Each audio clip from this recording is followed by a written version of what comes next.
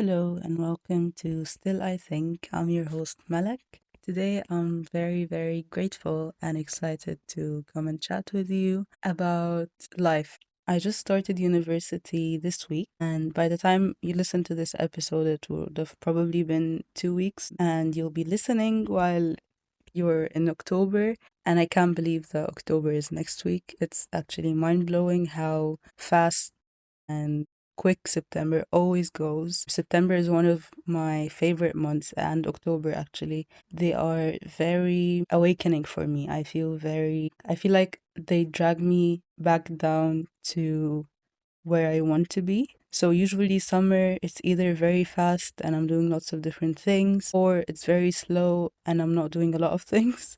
But I feel like in September, October, I return to the point where I want to be and where I feel the most productive, I think, but without burning out and without being put in a lot of stress or a lot of I don't feel like I'm being put in a cycle where I'm not able to breathe and be mindful and enjoy the moment compared to other months. And I think being in autumn makes me very grounded. I don't know what it is about autumn, but it's so beautiful. Nature at this point becomes very beautiful. The weather is, well, I live in the northeast of the UK and it's not always very consistent, but I would say it's where the weather is actually quite nice compared to winter. When I used to be in Egypt in like autumn time, I didn't feel a lot of difference, but obviously it would be less hot. Today, I just wanted to be present and just slow down.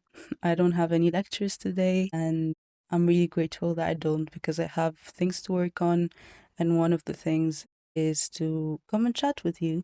And I don't see it as work, I don't see it as an obligation, but it's something where I feel like I'm doing something for myself. I have really high hopes that this podcast reaches the person who needs to hear what I talk about in these episodes. And I really hope that they are beneficial. Sometimes I'm talking in a very structured way, sometimes my thoughts are very organized, and I feel like there is something I want to get across. Some other times I just feel like I want to chat and reflect on things that I'm going through. And this is the point of this podcast. It's just to get together and just talk about things that we go through in our lives, whether it's positive or negative, and how we can have a positive mindset either like while going through something difficult or while just living and enjoying life, you know. We need to work towards having a positive mindset, even though it's not easy to do so. It's easier said than done, of course, but I'm here to encourage myself and encourage you to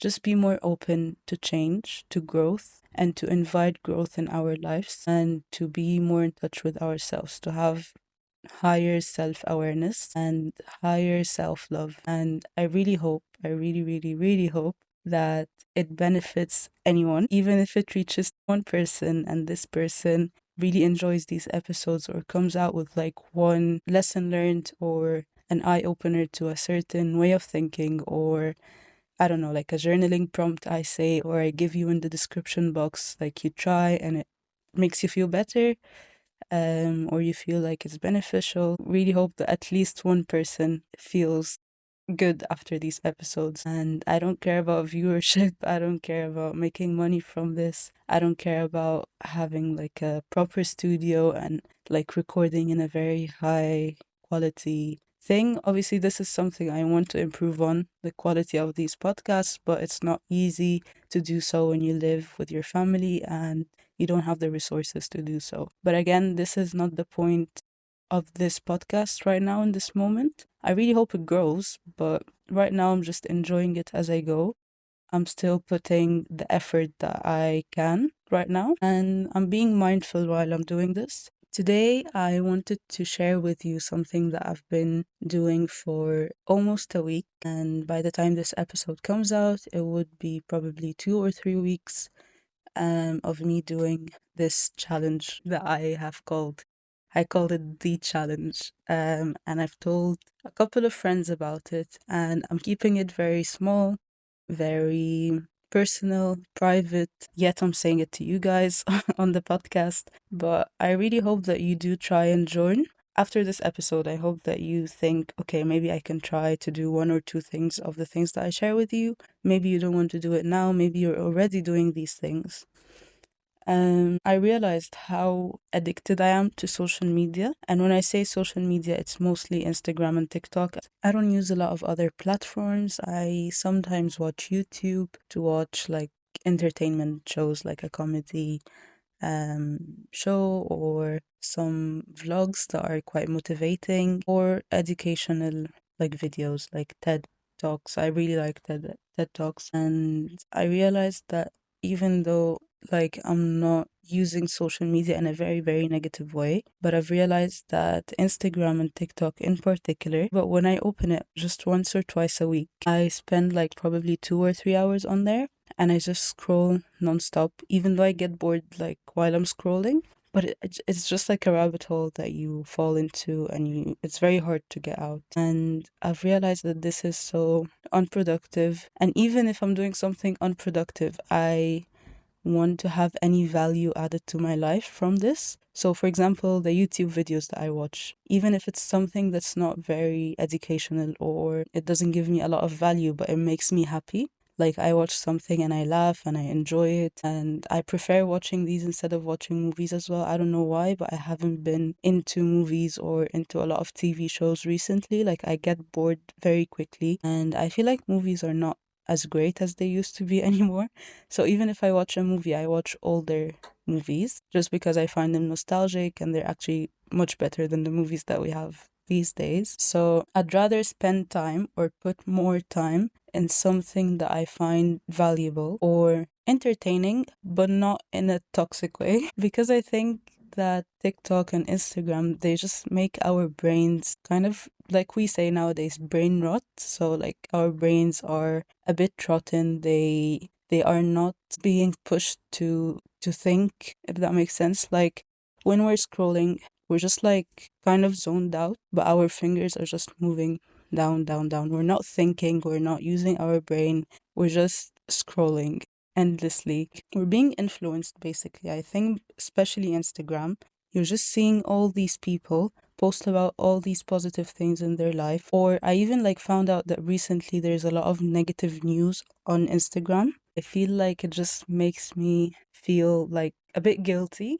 about the life that I'm living, but also very unhelpful, or that I'm not doing anything to help people, and that I am being selfish, you know? And sometimes I just ignore these videos, and then I feel bad for ignoring them. But if I consume too much of negative news or negative energy, or I don't know, like not even about the wars, but people saying negative stuff, or I don't know, like the videos of people being very successful, or something that's not my life now and I'm working towards, it's just not very motivating, I think. Sometimes it is.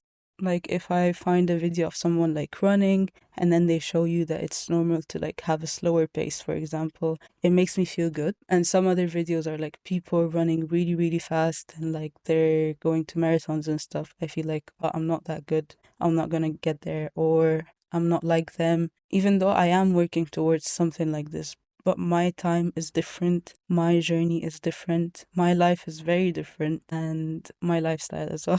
So, what I'm trying to get across is that Instagram just feeds my mind with a lot of thoughts, a lot of different lives that are not mine, and it makes me distracted. Like, I'm trying to think, I want to do this and I want to do that. No, but I should do this, I should do that. And it influences how we think.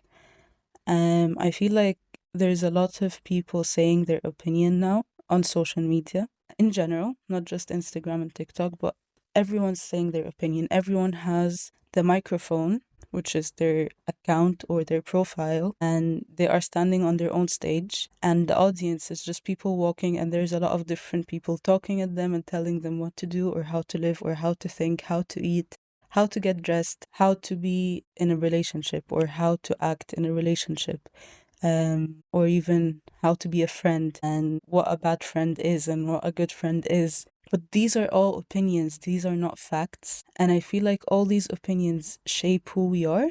If we don't have or give our brain the space to think and develop these thoughts, on their own, and we're just being influenced all the time. We're being feeded these different opinions and different ways of thinking. We're just gonna all be the same. All these different aesthetics turn people into groups. So like you'd see someone who's like dressed in like a very baggy style, and I'm not criticizing any of these by the way. I love different like ways of reflecting who you are in clothes, and I really respect that.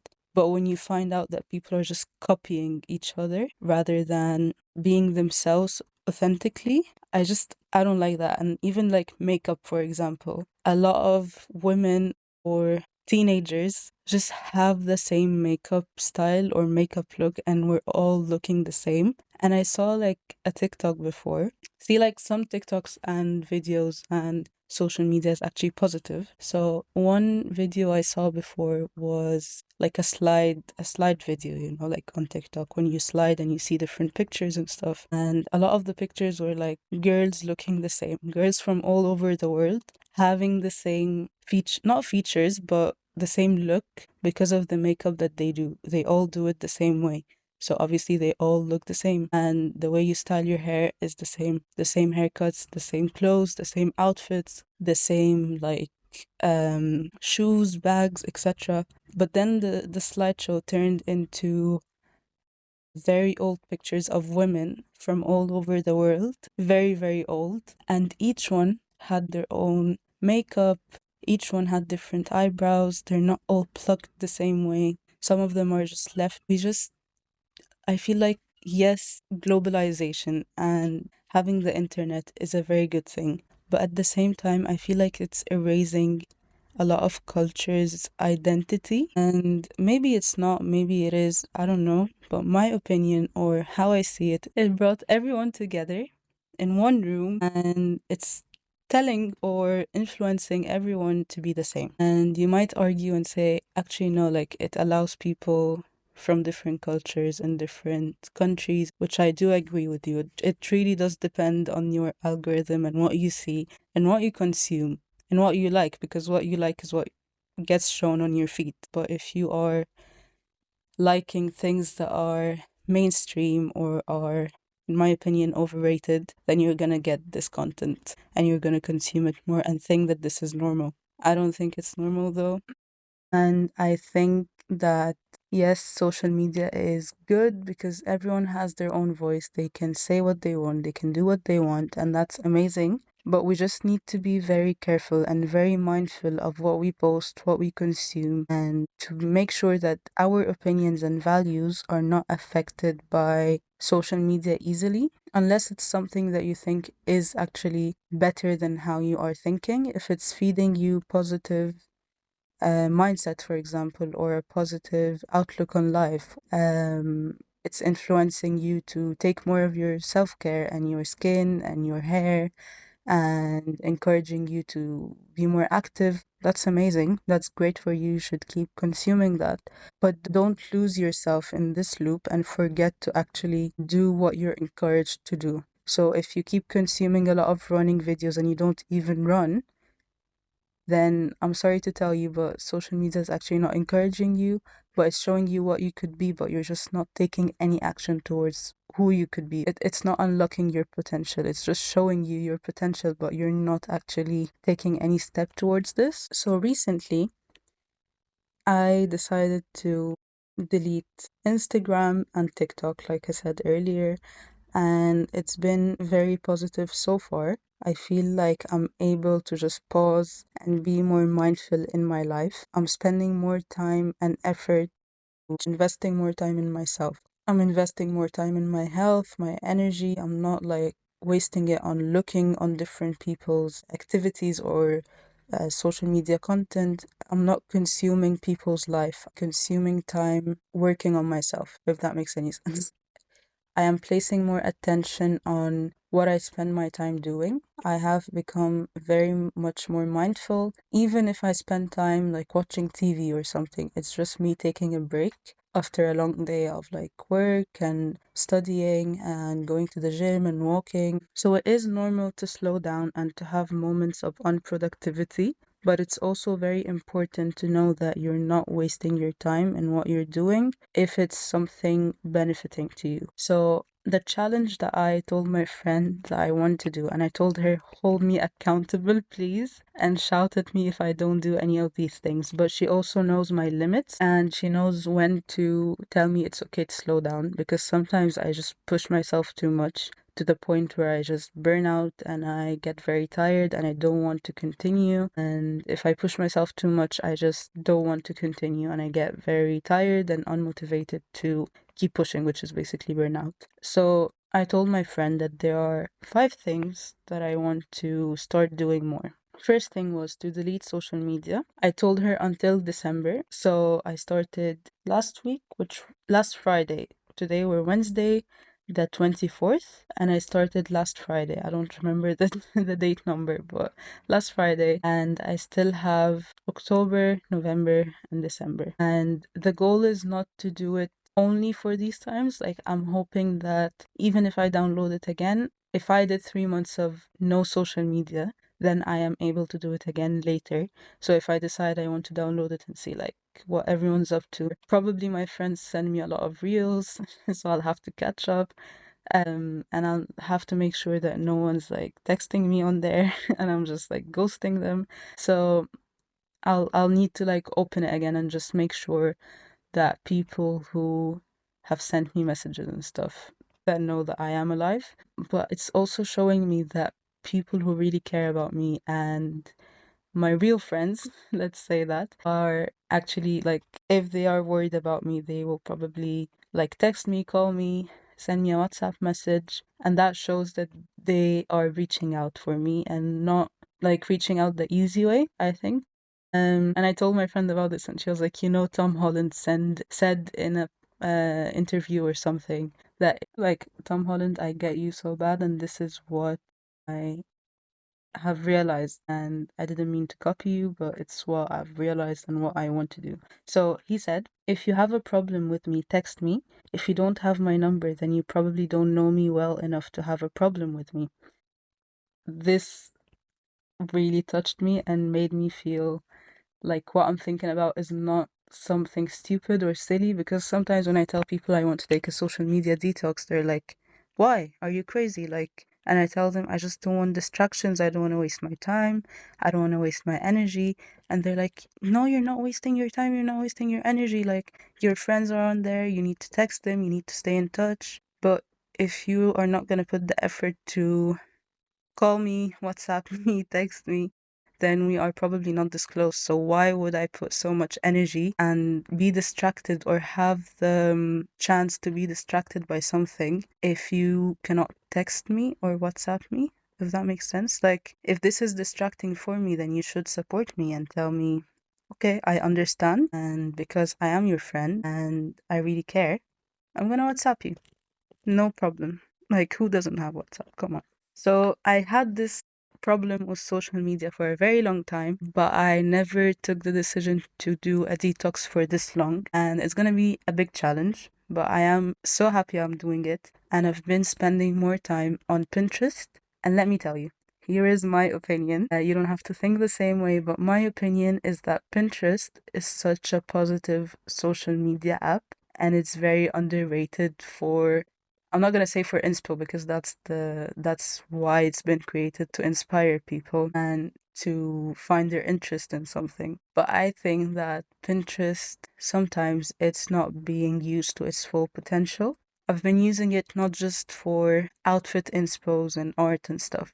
I've been using it to, for example, um I've been looking at more like self-help quotes, and it's been making me reflect a lot. I've also been searching a lot about like journaling prompts or journaling in general. Like, the more I search about stuff that I am working on now, the more it shows up in my feed, and healthy recipes and stuff like that. And it's a fun way to use social media and consume content, but the content that you are consuming, it's made to inspire you and not for people to show off on it, because it's not like profiles and stuff. Like, I like how it's laid out and stuff as well. Like, it's just like a visual mood board where you can go on and look at different inspiration for different things. So sports, quotes, healthy recipes, art, etc. And it might be like more of a grandma um, app or social media, but I think it's an amazing way to be inspired to do different things as well. Like if you search hobbies, you're gonna see different pictures and realize, oh, I could have done this like as a hobby. I could learn how to do this. How can I do it? And you see videos or you see a name of something and then you search it up more. So I've been switching social media for Pinterest, and I know it's also a social media app, but I'm just trying to find a different positive thing to do other than scrolling on Instagram and stuff. And still, I get to use social media but without being negatively impacted by it. The second part of the challenge is to create something. And the goal of all of these challenges or rules of the challenge is to do it every day as much as possible. But obviously, if I was busy for one day, it's fine. But the point is to try and do this every single day until December. But it's not only until December, it's more like a lifestyle rewiring kind of like I'm trying to get in touch with myself more and with my hobbies and the things I like to do. And they are all under the five or six rules that me and my friend wrote down and we are doing it together. So first thing is to delete social media. She's not doing this though. She said it's very hard for her now, but she will limit her time on there, which is amazing. So that means that you can do things at your own pace, in your own way. It doesn't have to be very extreme. But because for me, social media is very addicting, I decided to delete it completely. Okay, enough talk about social media. Feel like I've been yapping so much about social media. Second thing is to create something daily. So it could be art, it could be painting, it could be sketching, it could be cooking something. Some days I just didn't feel like I want to color or draw or create like a artistic thing. But I've been cooking meals for myself, and my friend was like, "Well, you created a meal, so that counts." And I was like, "Yeah, that's actually true. So I don't need to create as in art, but I could create a meal. I could create a new outfit or build together like a different layout for the room or decor my room in a different way or change things around. That still works as creation because you're creating something different for yourself, you're changing your environment, etc. Third thing is to journal as much as possible every single day. I've missed like 3 days. The last 3 days I haven't been journaling. I've been thinking a lot, but I have not been journaling, which is really bad on my half. But I am trying, and that's fine. It's at least I'm aware that I've missed 3 days, and I'm gonna do it today. Um, but yeah, journaling, it's amazing when I journal, whether it's in the morning before my day starts or by the end of the day, like more of a reflection thing. And I found it's a very nice way to get in touch with my emotions and feelings and just make sure that if something upsets me on this day, I just write it down and getting it out on paper and just see where the problem is and try and solve it, or at least if I'm not going to solve it, I just know that this thing bothers me and it leads to me having a bad day, for example. So, journaling is so important to improve your emotional intelligence or improve your mind to body connection. So, if you're feeling very physically exhausted, when you write it down, you might start thinking, why am I physically exhausted? Did I do a lot of like sports? Did I not take any breaks? Am I not sleeping well? Am I not eating well? Etc. Etc. Etc. So journaling is such a strong, easy, cheap way of improving yourself and getting in touch with yourself. You don't need to go buy a lot of self-help books to know how to improve yourself and be more effective as a person. You can start simply by journaling, and it doesn't have to be a fancy journal. You can just get a notebook or a piece of paper and journal every day. And if you don't want to look at what you wrote, you can just burn it or throw it in the bin. It doesn't matter, but just get your emotions out on paper. It makes a big difference. Instead of having all these messy thoughts in your mind, you just put it out on paper, even if it looks messy on paper as well, but it's out of your brain. And that's a very important thing. So you don't bottle your emotions and then explode all of a sudden. The fourth thing is spirituality or getting closer to my religion. So of course we all, if you are religious, we all have ups and downs. We're not perfect. We are humans. We all make mistakes. We are not like made to be perfect in anything we do, even religion. I'm really happy to say, Alhamdulillah, that I pray every day. I don't miss a prayer, even though I used to struggle with this all the time. But one thing I promised to myself is to never miss a prayer. And that made a big difference for me. Like, even if I don't feel like it, I still do it. And that's discipline. So, prayer, number one thing in my life, and it's life-changing thing, honestly. And I love the fact that we have 5 prayers a day as Muslims, because it's like you get to meet or chat or cry out or do anything. Just get in touch with your faith and with your creator, and that's a very beautiful thing. And it leaves me feeling very peaceful after prayer, and it gets my mind to stop thinking too much a lot about like my day or work or something that bothered me. I just get to pause and pray. Whatever I'm doing, I just need to pause and pray. And that's a beautiful thing. But one thing that I want to improve on is reading more of the Quran, which is the holy book for Muslims or people who are following Islam, if you don't know.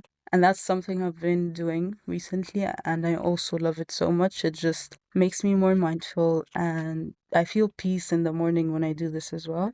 The fifth thing is to be more active, which could be anything: walking, running, gym, swimming, anything. I just need to move my body every single day. And if I'm not feeling it, I can stretch or I just rest my body if that's what it needs. And that's fine.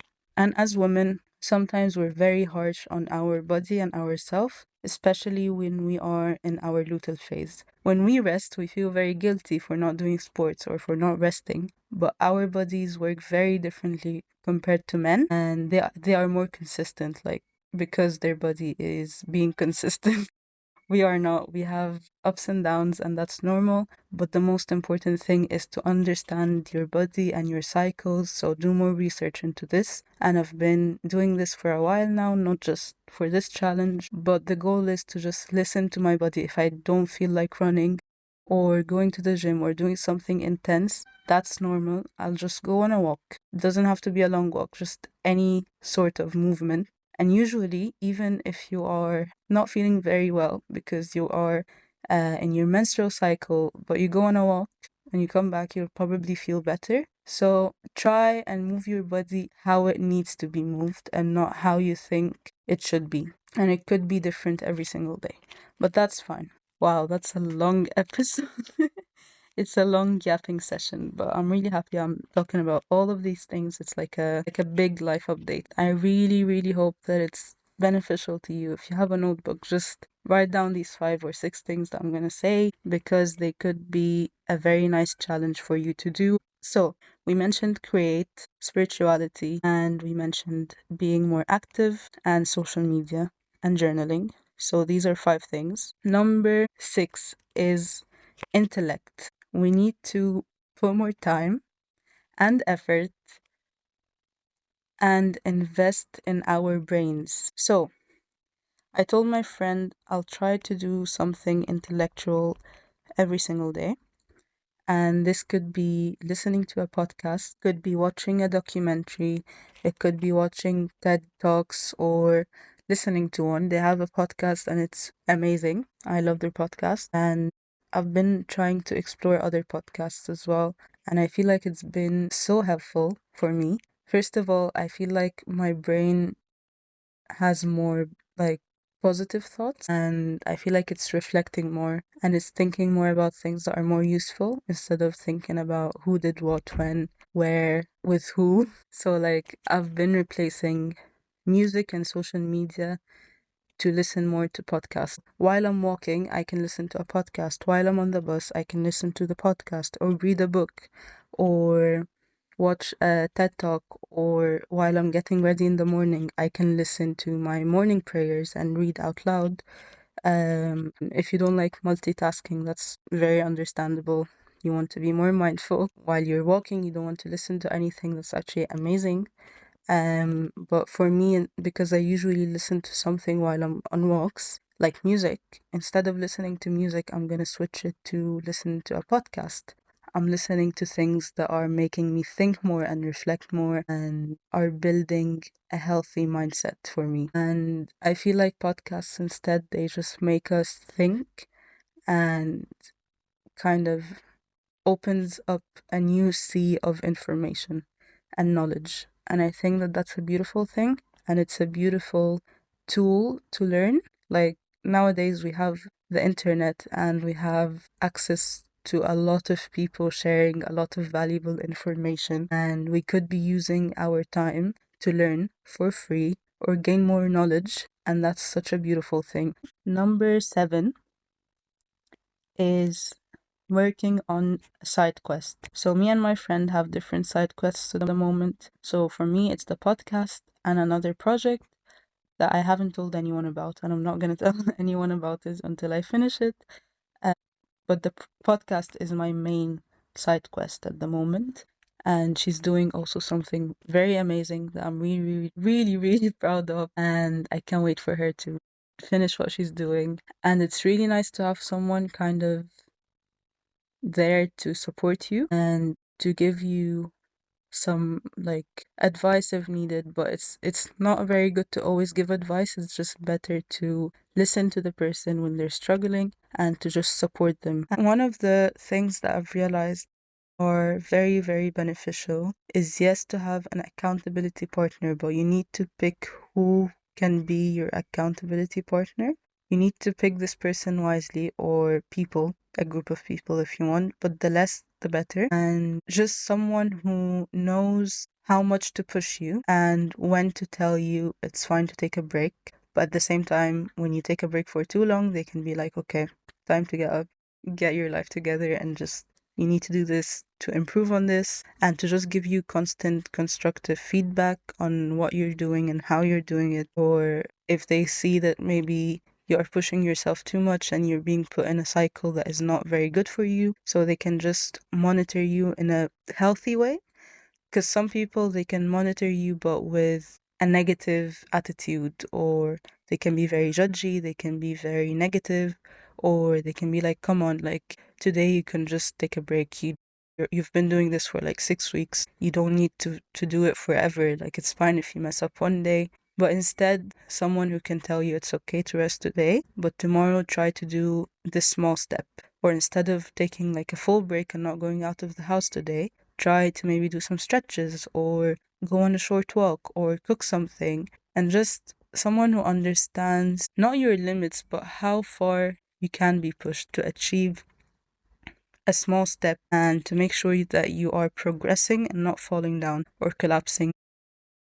So basically, these are the main rules that I have created for this challenge. Some of these things could be already like part of your life. Maybe you are on and off. Like most of the time, I used to be. So now I'm just trying to focus more on being more consistent and to not work towards this as just to finish like this challenge until December and then buy. No, I need to build a lifestyle that includes these challenges or rules. I know that these things are the things that I keep falling off track of, but like if I fall off them, I'm just not in a good place and I need to stick to these things. And one thing I think that I haven't mentioned is mindful eating and just mindful living, just being focused on what I'm doing and being in the moment, being present when I'm doing a certain thing. So just having the awareness of where you get too distracted or not focused on what you're doing right now. So, for example, eating, like if you eat and you're not very mindful of what you're eating and when and what you're nourishing your body with. That's really important for me. And sometimes I just fall in the trap of not focusing on what I'm eating or what I'm putting in my body. And that's something that really does affect me. Like it affects my skin, my body, and my health. So I need to be more aware of this thing. So the good thing about this challenge is that it could be adapted to how you want your lifestyle to be. Maybe you want to be more successful in a certain field, but this field requires different way of living, like the same rules, but maybe the task itself is different. So maybe you need to be more active, you need to build endurance, and you need to be super strong. So you need to hit the gym every single day and work out maybe twice a day. I don't know. But this episode is mostly about how I've decided to change what I need to change. And I just needed to sit down with myself and reflect on the parts that I am not spending or investing a lot of time in. So, for example, creation. I love to create things. I love to be artistic. I love to be creative when I'm cooking, when I'm doing art. But it's something that I get lazy to do or I forget to do. Or when I'm feeling overwhelmed, I just don't think about art or creating because I am overwhelmed. So I just cannot think about things to do. But if I know that these things work for me, then I'm gonna put more time and effort into trying to do it every single day or once a week or twice a week. Be kind to yourself, journal a lot, reflect a lot, and I'm gonna see you next week. I hope you have a beautiful day or a beautiful evening. Bye.